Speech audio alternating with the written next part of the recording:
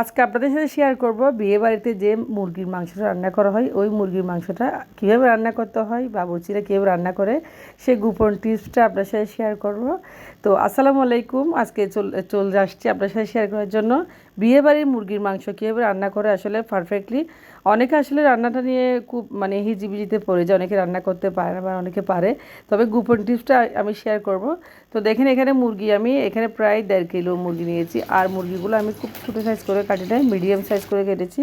এখন আমি হলুদের গুঁড়া আর সামান্য কালার দিয়ে ফুড কালার দিয়ে মাংসগুলো একটু মেখে দিব। লবণটা অবশ্যই ব্যবহার করবেন না, লবণ দিলে মাংস থেকে পানি বের হয়ে যায়, এতে মাংসগুলো ভাজার সময় সমস্যা দেখা দেয়। তো সেজন্য লবণ ব্যবহার করবেন না। এখানে আমি সামান্য ফুড কালার আর হলুদ দিয়ে মেখে নিয়েছি মাংসগুলো। এখন চলে যাচ্ছি সরাসরি চুলায় আমি একটা কড়াইতে তেল গরম করে নিয়ে সবগুলো মাংস একটু ফ্রাই করে নেব। তো বেশি ডিপ ফ্রাই করবেন না, হালকা একটু অল্প আছে দেখে আমি ফ্রাই করে নিয়েছি, কারণ বেশি ডিপ ফ্রাই করলে আসলে মাংসটা খাওয়া যায় না। তো বিয়েবাড়িতে যেভাবে করে এই স্টাইলে করেছি দেখেন। আমি এখন চুলা থেকে নামিয়ে নিচ্ছি, একটা প্লেটে রেখে দিব।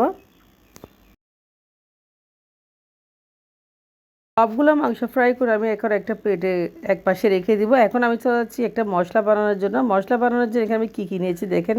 নিয়েছি জয়িত্রী 1 টুকরা, জয়ফল 1 টুকরা, কাঠবাদাম, একটা পেঁয়াজ আর কয়েকটা রসুনের কোয়া, আদা, সাদা গোলমরিচ, কালো গোলমরিচ, আর সাথে নিয়েছি এখানে কয়েকটা কাঁচামরিচ। সব কিছু আমি এখন হালকা একটু পানিতে সিদ্ধ করে নেবো। দেখেন এটা হচ্ছে কিন্তু খুব একটা সুন্দর, যারা চটজল দেখবেন রোস্ট বা বিয়েবাড়ির মাংস রান্না করতে চান তাদের জন্য সিদ্ধ হয়ে গেছে। তো এরপর যে দেখেন আমি এখন আবারও প্যান নিয়েছি, একটা প্যানে তেল দিয়ে ভালোভাবে এখানে 2টা বড় সাইজের পেঁয়াজ একটু হালকা ব্রাউন কালার করে ভেজে নিব। আর পেঁয়াজগুলো যেন পুড়ে না যায়, পেঁয়াজগুলো ব্রাউন কালার করে ভেজে নিয়েছি। এরপর যে আমি কিছুটা এখানে গরম মশলা দিচ্ছি, লং, এলাচ, তেজপাতা, দারচিনি একটু ভেজে নিচ্ছি তারপরও পেঁয়াজের সাথে। এখন আমি ওই মশলার পেস্টটা ব্লেন্ড করে নিয়েছি, সিদ্ধ করা মশলার পেস্টটা দিয়েছি এখানে গরম মশলা। আমি এখানে হলুদটা ব্যবহার করে নিয়ে লাল মরিচের গুঁড়া দিয়েছি আর একটু গরম মশলা দিয়েছি। অবশ্যই রোস্টে হলুদটা ব্যবহার করতে আসলে ইচ্ছে করে, কালারটা ভালো লাগে না। বাবুর্চিরা যেভাবে করে দিয়েছি এখানে পরিমাণ মতো লবণ দিয়ে মশলাটা আমি ভালোভাবে কষিয়ে নেব। আর মশলা না কষানোর পর্যন্ত মাংস দিবেন না, কারণ মশলার উপর তেল বেশি উঠলে বুঝে নেবেন মশলা কষানো হয়েছে পারফেক্টলি। যারা নতুন তাদের জন্য আজকে রেসিপিটা, ব্যাচেলাররা চাইলে এই রান্নাটা করতে পারেন খুব সহজে, যারা বিয়েবারে মুরগির মাংস খেতে চান।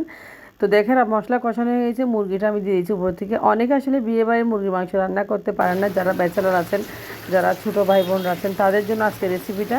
তো দিয়েছি এখানে 2 টেবিল চামচ টক দই। তো টক দইটা অবশ্যই ব্যবহার করবেন। আর এখানে আমি চর্চা ব্যবহার করেছি, অবশ্যই আপনার সাথে শেয়ার করতে পারি নাই, সেটা স্কিপ হয়ে গেছে। তো দই দিয়ে ভালোভাবে মাংসটা আমি এখন নেড়ে চেয়েছি আর হালকা একটু পানি দিয়ে আমি সিদ্ধ করে নেব। আমি আজকে পাউডার দুধটা ব্যবহার করতেছি না বা লিকুইড দুধও ব্যবহার করতেছি না, পানি দিয়ে আজকে মাংসটা একটু সিদ্ধ করে নেব। তো এরপর যে মাংসটা কষতে শুরু করেছি আমি, এরপর যে দিয়েছি 1 টেবিল চামচ চিনি। তো চিনি দেওয়ার পরে দেখেন আমি ঢাকনা দিয়ে রেখে দিচ্ছি। তো 15 মিনিট পরে চলে আসলাম, দেখেন মাংসের কালারটা পুরো চেঞ্জ হয়ে গেছে, মাশাআল্লাহ মাংসটাও মাখা মাখা হয়ে গেছে। এরপর যে আমি আরও 10 মিনিট রেস্ট রেখে দিব। তো 10 মিনিট পরে চলে আসলাম, দেখেন মাংস প্রায় হয়ে গেছে।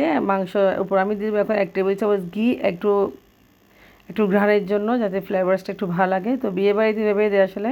তো বিয়েবাড়ির বাবুর্চিরা যেভাবে মুরগির মাংস রান্না করে সেভাবে আজকে রান্না করে আপনার সাথে শেয়ার করেছি। যদি ভালো লাগে অবশ্যই কমেন্টস করবেন, আমার পেজে একটা ফলো দিয়ে সাথে থাকবেন। দেখেন মাংসের কালারটা কি সুন্দর হয়েছে মাশাআল্লাহ। তো উপর থেকে দেখে বুঝতে পারছেন কতটা লোভনীয় হয়েছে। তো বিয়েবাড়ির মাংস রান্না করতে চাইলে অবশ্যই রেসিপিটা ফলো করবেন। আর দেখেন মাংসটা আমি একটা প্লেটে সার্ভ করে দেখাচ্ছি। যারা এই মাংস রান্না করবেন কোনো ফেল হবেন না মাশাআল্লাহ, বিয়েবাড়ির যে স্টাইল রান্না করবে ওই স্টাইলে খেতে পারবেন। তো দেখেন মাংসটা এখন কালারটা পুরো চেঞ্জ হয়ে গেছে, আমি একটা প্লেটে সার্ভ করে নিচ্ছি। তো বিয়েবাড়ির বাবুর্চিরা রান্না করে আসলে। তো কেমন হয়েছে অবশ্যই আপনারা আমাকে জানাবেন, কমেন্টস করবেন আজকে রান্নাটা। তো আল্লাহ হাফেজ, আসসালামু আলাইকুম।